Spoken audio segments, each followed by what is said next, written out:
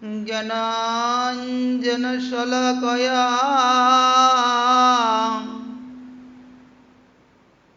चक्षुरुन्मीलितं येन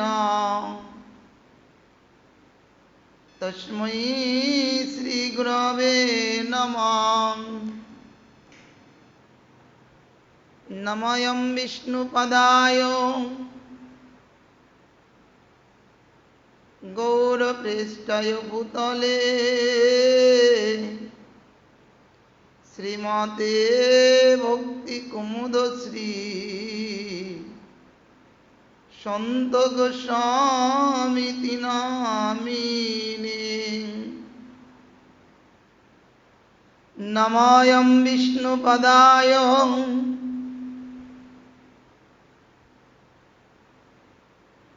कृष्णपृष्ठाय भूतले श्रीमते भक्तिसिद्धान्त सरस्वतीति नामिने। वञ्चाकल्पतरुभ्यश्च कृपा सिन्धुभ्यैव च पतितानं पावनेभ्यो वैष्णवेभ्यो नमो नमः। नमो महावदन्नाय कृष्ण प्रेम पदायते कृष्णाय कृष्ण चैतन्य नामने गौरतीसे नमः। श्रीगुरुं चरणं वन्दे भक्तवृन्दसमन्विताम्। नमामि श्रीनित्यानन्दं श्रीचैतन्यं भजामहम्। श्रीनन्दनन्दनं वन्दे श्रीराधिके पदद्वयाम्। नमामि श्रीवृन्दावनं गोपीगणसमन्वितम्। श्रीकृष्ण चैतन्य प्रभु नित्यानन्द श्री अद्वैत गदाधर श्रीवासादि श्री गौरभक्तवृन्द। हरे कृष्णा कृष्णा कृष्णा हरे हरे हरे राम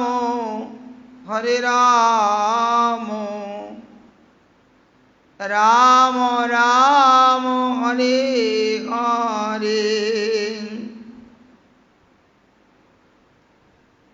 ओम मदीय भागवत ज्ञान प्रदाता अखिल लोक साक्षीपाल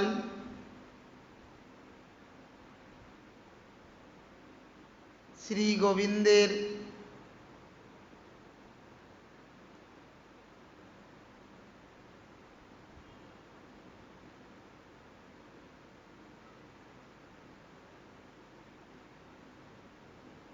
प्रकाश मूर्ति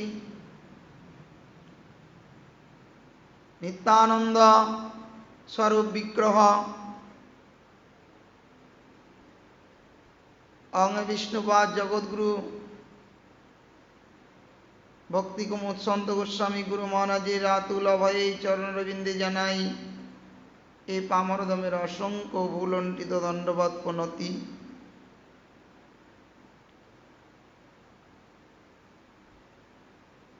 मदीय परमाराध्य परम गुरुदेव आकर मठर श्री चैतन्य मठ विश्व विस्तृत गौड़ीय मठ समूहेर प्रतिष्ठाता आचार्य প্রাচ্য পাশ্চাত্যের গৌরবাণের নির্ভীক প্রচারক বর্জ জগৎগুরু ভক্তি সিদ্ধান্ত সরস্বতী গোস্বামী ঠাকুর প্রভুপদের রাতুল অভয়ে চরণরবিন্দে জানাই এ দাসাধমে অসংখ্য অসংখ্য সংখ্যাতীত ভুলণ্ঠিত দণ্ডবাদ প্রণতি।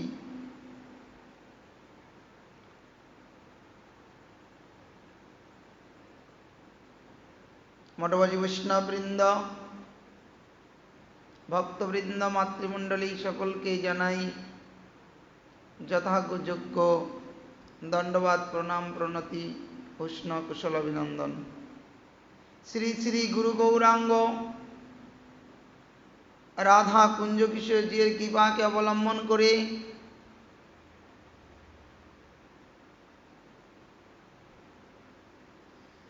শ্রী শ্রী গৌরাঙ্গ গৌরীয় মঠে অবিদ্যাহরণ নাট্য মন্দিরে আমরা শ্রীমন মহাপ্রভু রাধা কুঞ্জ কিশোরজির কৃপা অবলম্বনে শ্রীমন মহাপ্রভুর কৃপাকে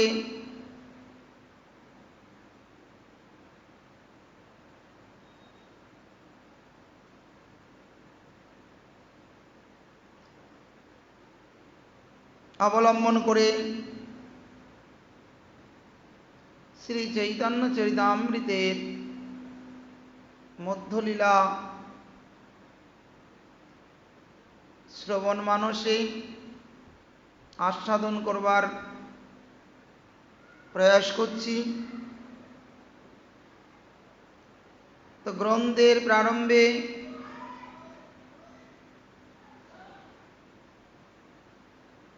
গ্রন্থকার কৃষ্ণদাস কবিরাজ গোস্বামীর যে দৈন্যক্তি জগাই মাদাই হইতে মহিষে পাপিষ্ট, পুইষের কীট হইতে মহিষে লঘিষ্ঠ, মোর নাম যেই লয়ে তার পাপ হয়, মোর নাম শোনে যেই তার পুণ্য ক্ষয়, এহেন নির্ঘিন্ন মরে কেবা দয়া করে, এক নিত্যানন্দ ভিন্ন জগৎ মাঝারি।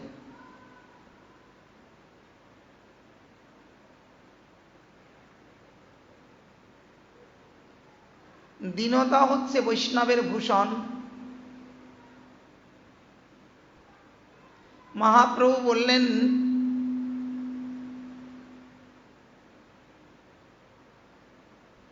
তিনাদপি শুনেছেন তরুরূপে সহিষ্ণুনা, অমানি না মান দেন কীর্তনীয় সদা হরি।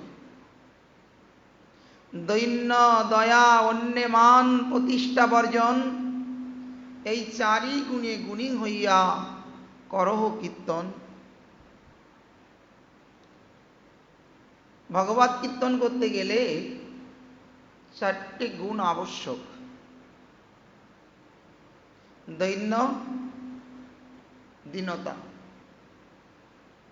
দীনতা অর্থাৎ সরলতা। সরলতার অপর নাম বৈষ্ণবতা। যে যত ভক্তির জগতে সরল হবে সে ততোধিক ভক্তি প্রেম সম্পদ লাভ করতে পারবে। দীনতা, নিজেকে অযোগ্য ভাবা। সে যোগ্য হলেও নিজেকে অযোগ্য ভাববে, এটাকে বলে দীনতা। ভক্তিহীনং ক্রিয়াহীনং বিধিহীনং চ যৎ। আমার ভক্তি নাই, আমি বিধি জানি না, আমি ক্রিয়াকার্য কিছুই বুঝি না, জানি না, এই প্রকারে দীনতা অবলম্বন করে যদি ভগবৎ সেবা গুরু বৈষ্ণবের সেবা করা যায় তাহলে গুরু বৈষ্ণব ভগবান সকলেই তার প্রতি কৃপাবারি বর্ষণ করে থাকেন। দয়া, দীনতার পরে বললেন দয়া। তুলসীদাস গোস্বামী তার পয়ার ছন্দে বলেছেন,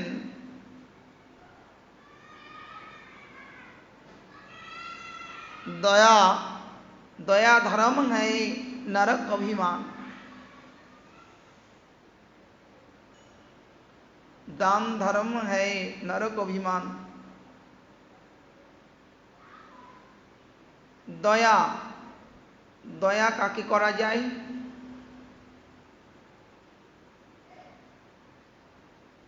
समस्त जीवेर प्रति दया परवश होते हबे, शुधु मानुषेर प्रति नय। महाप्रभु बोलें जीवे दया नामे रुचि वैष्णव सेवन, इया हईते धर्म आर नाहि सनातन।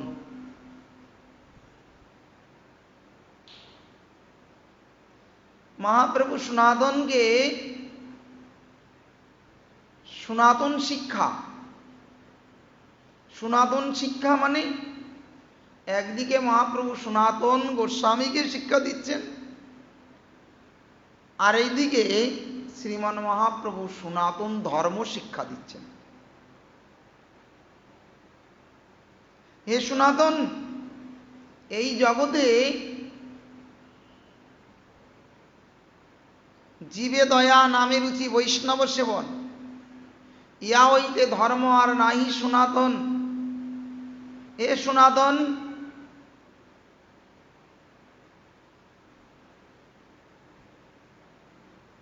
এই জগতে এর থেকে শ্রেষ্ঠ ধর্ম আর নাই।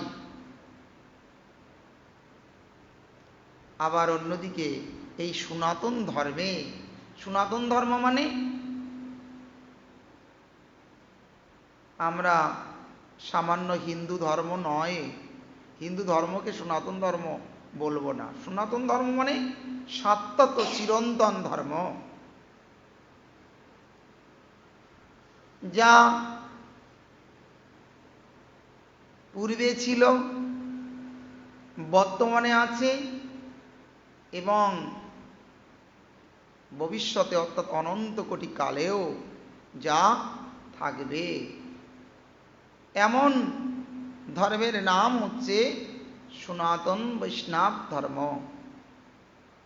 সত্যত চিরন্তন ধর্মটাই হচ্ছে সনাতন ধর্ম। তাই এই সত্যত চিরন্তন ধর্মে এর থেকে শ্রেষ্ঠ ধর্ম আর কিছু নাই। কি? জীবে দয়া নামে রুচি বৈষ্ণব সেবন,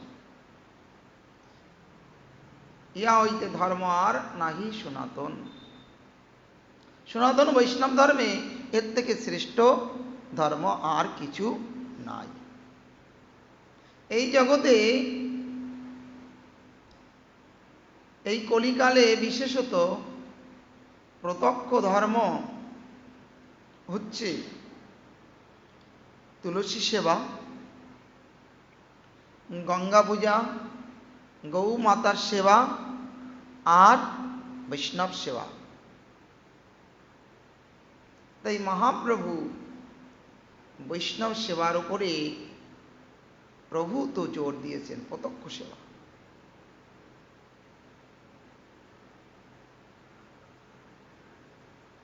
যাকে ভজিলে অচিন্ত কৃষ্ণ পাই।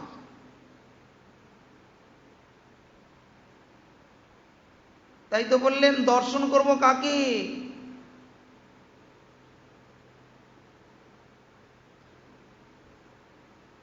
অক্ষ ফলাম তাদৃশ দর্শনাম হি, আমাদের বৈষ্ণব দর্শন করতে হবে। যদি বৈষ্ণব ধর্ম, বৈষ্ণব দর্শন, বৈষ্ণব সঙ্গ যদি যথাযথভাবে আমাদের ঘটে যায়, তাহলেই ভগবত দর্শন হবে, নচেৎ ভগবত দর্শন হবে না। তাই ভক্ত কৃপা না হলে ভগবানের কৃপা হয় না, আর ভগবানের কৃপা না হলে সৎ সাধু অর্থাৎ সৎসঙ্গ লাভ করা যায় না। তাই ভক্ত কৃপা দ্বারা ভগবত দর্শন হয়, আর ভগবানের কৃপার দ্বারা সাধু সঙ্গ লাভ হয়। কৃষ্ণ যদি কৃপা করে কোনো ভাগ্য জানে, গুরু অন্তর্যামী রূপে শিখায় আপনে। তাই আমাদের গুরু গুরু গুরু খুঁজে খুঁজে আমরা যদি ঘুরে বেড়াই, তাহলে আমরা সদ্গুরু লাভ করতে পারবো না। কৃষ্ণৈক শরণ হতে পারি যদি যদি সাধু সঙ্গ করতে থাকি, তাহলে কৃষ্ণ দয়াময়, কৃপাময়, করুণাময়, তিনি জীবের কৃপার লাগি নন্দসুত হরি, ভুবনে প্রকাশ হন গুরু রূপ ধরি। জীবের কৃপার লাগি নন্দসুত হরি, ভুবনে প্রকাশ হন গুরু রূপ ধরি।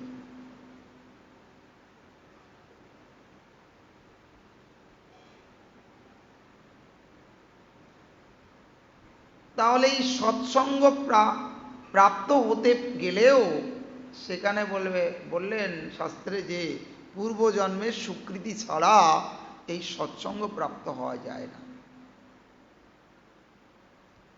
সৎসঙ্গ প্রাপ্যতে পুম্ভি সুকৃতই পূর্ব সঞ্চিতই। পূর্ব জীবনের সঞ্চিত সুকৃতি দ্বারা আমরা একমাত্র সৎ সাধু সঙ্গ প্রাপ্ত হতে পারি। তাই সেই সাধু সঙ্গ যদি আমাদের কিঞ্চিত পরিমাণ হয়ে যায়, সাধু সঙ্গ সর্বশাস্ত্রে কয়, লবমাত্র সাধু সঙ্গে সর্বসিদ্ধি হয়। লবমাত্র সাধু সঙ্গের প্রয়োজন। লবের পরিমিত সময় জানেন? লবের পরিমিত সময় হচ্ছে 1 সেকেন্ডকে 11.5 ভাগে ভাগ করলে যে সময়টা প্রাপ্ত হবেন সেটাকেই লব বলে। 1 সেকেন্ডকে 11.5 ভাগে, 11 ভাগের থেকেও বেশি, 11.5 ভাগে ভাগ করলে যে পরিমিত টাইমটা পাওয়া যাবে সেটাকেই বলে লব। সেই পরিমাণ সময়ও যদি আমাদের সৎ সাধুর সঙ্গ প্রাপ্ত হতে পারি, তাহলেই সর্বসিদ্ধি হয়ে যাবে। সর্বসিদ্ধি কি? সর্বসিদ্ধি গোবিন্দচরণ। আমরা গোবিন্দচরণ প্রাপ্ত হতে পারব। তাই সাধু সঙ্গ করতে হবে, সৎসাধুর সঙ্গ করতে হবে। শ্রীমদ্ ভাগবতেও ভগবত অবতার কপিলদেব মাতা দেহুতিকে এই কথাই বলেছিলেন। শুধু সাধু সঙ্গ করতে বলেন নাই, সেখানে সৎ সাধু সঙ্গ করতে বলেছে। শতাং প্রসঙ্গান মৌবীর্য সংবিদৌ ভবন্তি হৃৎকর্ণ রসায়ন কথা তর্যাসনদাস্য অপবর্গবৎমনি শ্রদ্ধা রতি ভক্তি অনুক্রমস্বতি। শতাম অর্থাৎ প্রকৃষ্ট রূপে সৎ সাধুর সঙ্গ করো।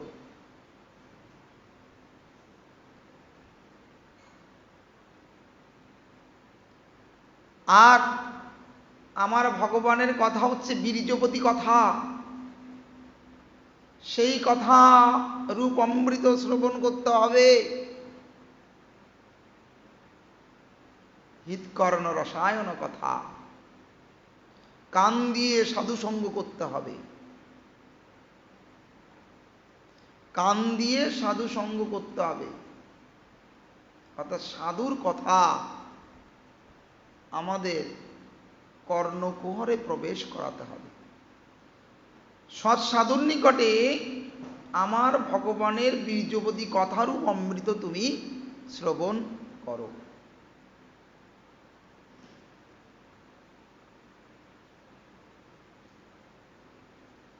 সৎ সাধুর নিকটে বীর্যবতী কথা শ্রবণ করলে কি হবে?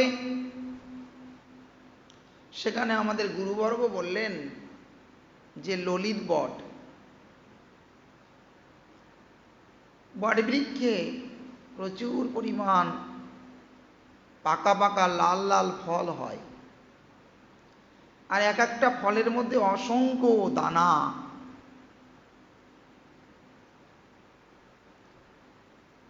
সে পোস্ত দানার মতন অসংখ্য দানা ওই বটের ফলের মধ্যে। আর ওই ফলগুলো বটবৃক্ষের নিচে পড়ে পড়ে একবার ভর্তি হয়ে যায়।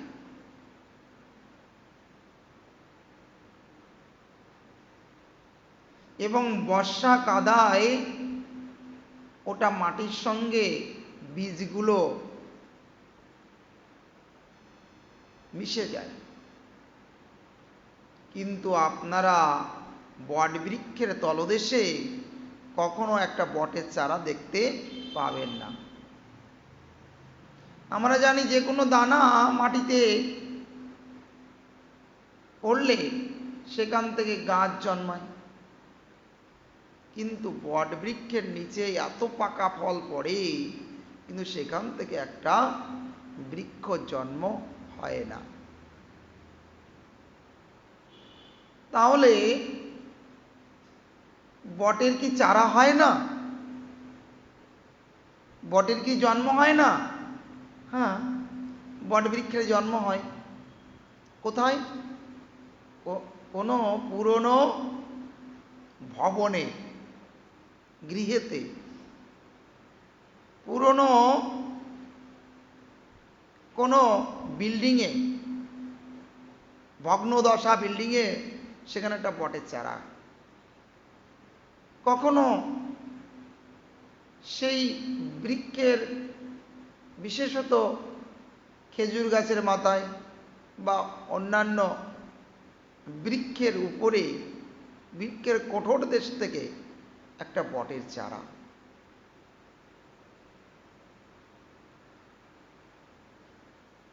সেখানে কি করে গেল? বলছে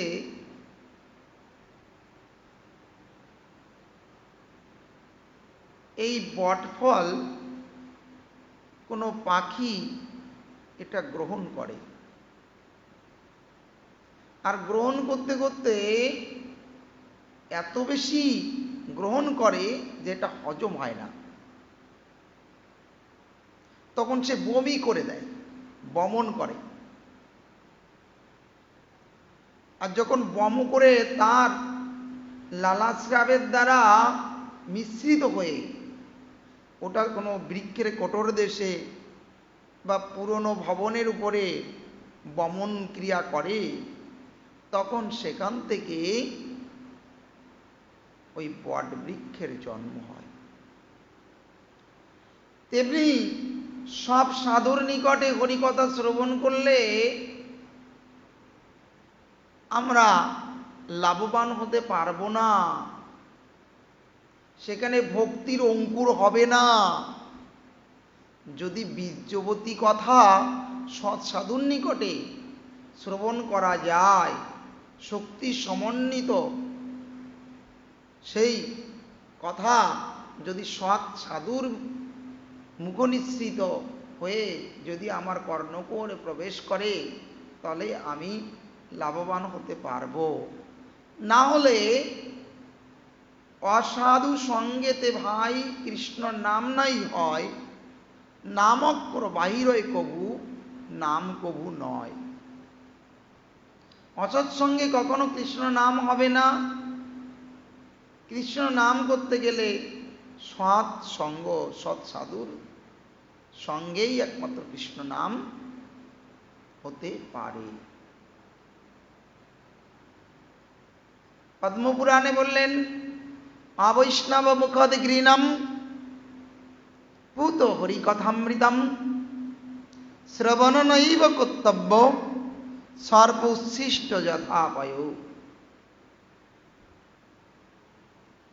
অবৈষ্ণব মুখদ ঘৃণম, অবৈষ্ণবের মুখ দিয়ে যা বেরোবে, পূত হরিকথামৃতম, যদি সেটা হরিকথারূপ অমৃতও হয়, শ্রবণ নৈব কর্তব্য, আমরা যদি মনে করি এই হরিকথা শ্রবণ করা প্রত্যেকের কর্তব্য,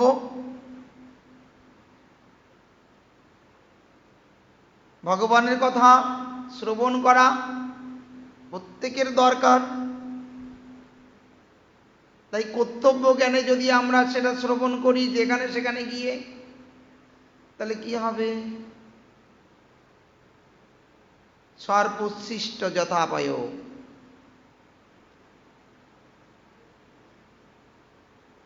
একটি ভাণ্ডে এক ভাণ্ড দুগ্ধ রাখা, সেই বিষধর সর্প কাল সর্প এসে কি করলেন? সেই দুধটা গ্রহণ করলেন, আর গ্রহণ করে সেই দুধের মধ্যে বমন করলেন।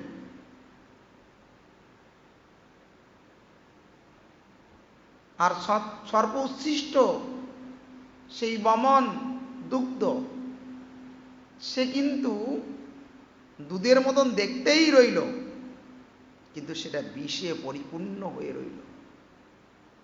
দুধ জ্ঞান করে যে বা যারা সেই দুগ্ধ পান করবে, মৃত্যুর কারণ হবে, সকলে ওই মৃত্যুর কোলে ঢুলে পড়বে। তেমনি অবৈষ্ণবের মুখ দিয়ে যদি হরিকথা বেরোয়, হরিকথা কীর্তন হয়, যদি আপনি বা আপনারা কর্তব্য জ্ঞান করে সেটা শ্রবণ করতে যান, তাহলে কি হবে? ওই সর্বোচ্ছিষ্ট দুধের ন্যায় ক্রিয়া করবে। তাই অবৈষ্ণব সঙ্গে কখনো কৃষ্ণ নাম হয় না। মহাপ্রভুর বাক্য, মহাপ্রভু বললেন, অসাধু সঙ্গেতে ভাই কৃষ্ণ নাম নাই হয়, নামক্কর বাহির হয় কবু নাম কবু নয়। ভগবানের নাম করতে গেলে সেবনমুখী জিহ্বা,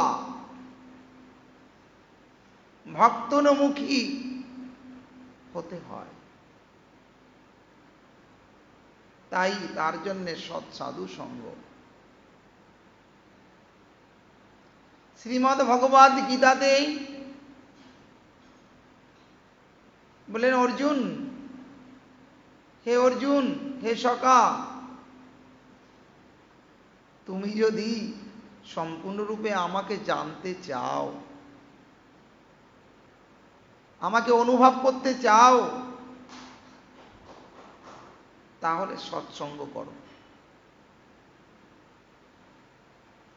মুক্ত সঙ্গ অনহংবাদী ঋতুস্ব সমন্বিত সিদ্ধ সিদ্ধ নির্বিকার কর্তা সাকর্তিক উচ্চতে।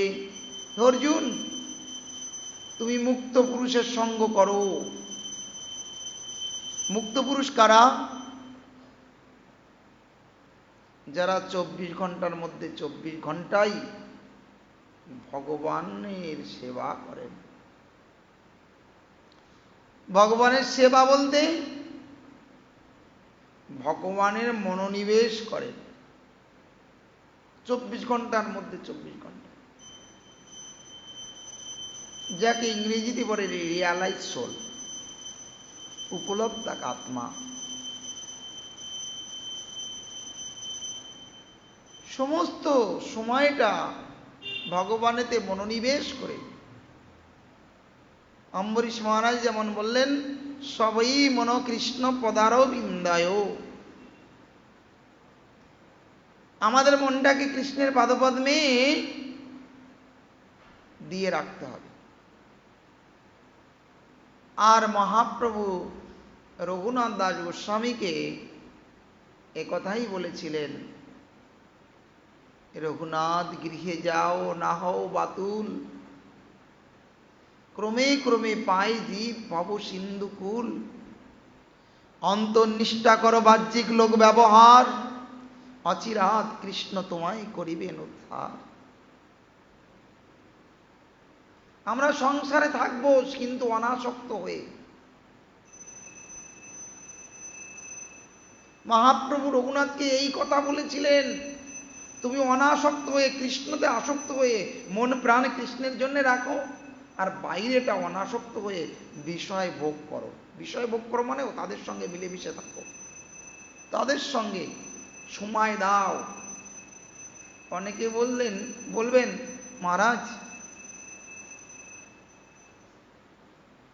তাহলে কি আমরা ত্যাগী হয়ে যাব, মঠবাসী হয়ে যাব? না, তোমরা সংসারেই থাকো কিন্তু মনটাকে মঠবাসী করে দাও।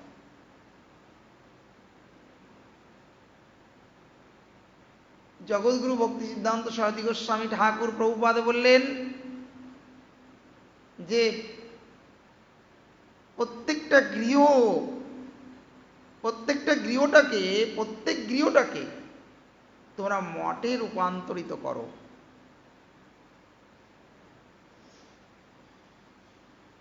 অর্থাৎ মঠে কি হয়, 24 ঘন্টার মধ্যে 24 ঘন্টা ভগবানের সেবা হয়। কেন, মঠের মধ্যে যা কিছু করা হয় সেটাই ভগবত সেবা। এটা তো ভগবানের জায়গা না,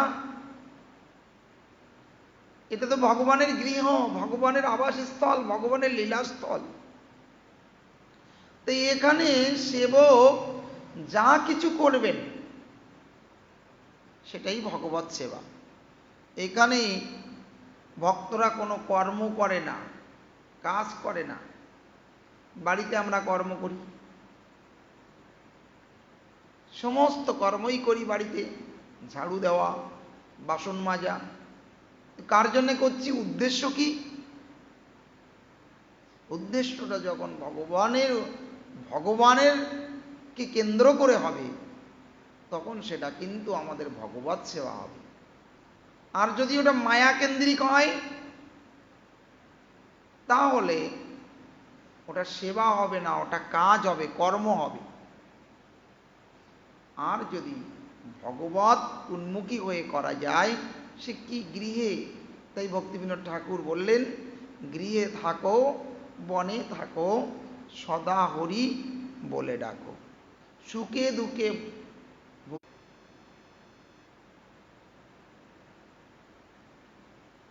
মায়া জালে বদ্ধ হয়ে আছো মিছে কাজ লয়ে, এখনো চেতন পেয়ে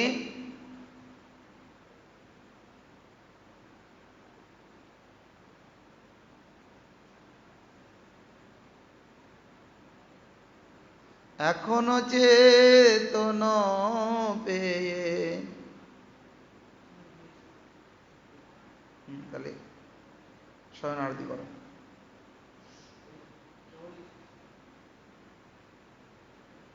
তাহলে আমরা সৎ সাধুর সঙ্গ করব। তাই গ্রন্থকার কৃষ্ণদাস কবিরাজ গোস্বামী দৈন্যক্তি জগাই মাদাই হইতে মহিষে পাপিষ্ট, পুইষের কীট হইতে মহিষে লভিষ্ট। মোর নাম যেই লয় তার পাপ হয়, মোর নাম শুনে যেই তার পুণ্য ক্ষয়।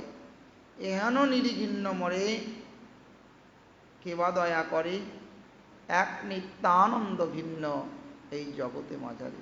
অর্থাৎ নিত্যানন্দ ছাড়া, গুরু পাদপদ্ম ছাড়া আমাকে কৃপা করার দ্বিতীয় কেউ নাই। তাই সদ্গুরু পাওয়ে বেদ বাঁচাওয়ে, জপ জ্ঞান করে উপদেশ, কৈলক ময়লা ছুটে জপ আঁক করে প্রবেশ। তাই সদ্গুরুর কৃপা লাভ করে শুধু সদ্গুরুর নিকটে মন্ত্র দীক্ষা নিলে হবে না, গুরু বা আনুগত্যে, বৈষ্ণব আনুগত্যে, রূপানুগত্যে, রূপানুগগণের সেই পদধূলি হওয়ার জন্যে আমাদের চেষ্টা করতে হবে। যে প্রভুপদের অন্তিম বাণী, যে আমাদের সেই গোস্বামীগণ যে প্রকারে আমাদের সদ্বৃত্তি শিক্ষা দিয়েছেন, সেই সদাচার ভিত্তি যদি আমরা জীবনে অবলম্বন করতে পারি, তাহলেই আমাদের জীবন ধন্যাতিধন্য হবে। সবসময় মনে রাখতে হবে যে এই বৈষ্ণব জগতে কোনো দম্ভ, অহংকার, ক্রোধ, অভিমান এগুলো স্থান নাই। এইগুলো পরিত্যাগ করে আমরা যেন কিছু পারি বলে কোনো সময় যেন আমাদের মনের মধ্যে কোনো রকম যেন প্রতিষ্ঠা না আসে। তাহলেই ভক্তিবিনোদ ঠাকুর বললেন, জড়েরও প্রতিষ্ঠা শুকরেরও বিষ্ঠা, জানো কি না তাহা মায়েরও বৈভব, মহাজনমিয়া অনিত্য সংসারী জীবকে করায় গাধা। আমরা গাধা হয়ে যাচ্ছি, আমরা জানি না, বুঝি না, অনুভব করি না। তাই নরোত্তম ঠাকুর বললেন, অতএব মায়ামোহ ছাড়ি বুদ্ধিমান, নিত্য দত্ত কৃষ্ণ ভক্তির করুণ সন্ধান। মায়ামোহ ছাড়ি বুদ্ধিমান, যারা বুদ্ধিমান বুদ্ধিমতী ব্যক্তি, তাদের কি করণীয়? বললেন এই মায়ামোহ